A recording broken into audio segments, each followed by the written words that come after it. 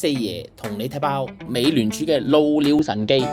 阿四爺話俾你知5月份嘅 CPI 連續3個月都係2.8%，係2021年嚟最低嘅。當然啦，如果繼續咧油價飆到75蚊下個月CPI 可能爆標添今個星期咧會議息嘅，美聯儲咧99%而降息㗎啦。2025年咧點陣圖或者會重新指向呢個4.15，即係咧年底前咧得一次嘅降息，越嚟越夾官員咧成日話啦，通脹第一，就業率拋埋一邊先啦。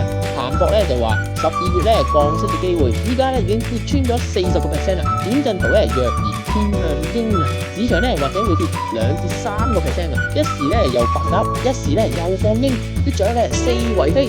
依家油價高就怪中東，通脹升咧就怪企業，降息慢咧就怪啲數據。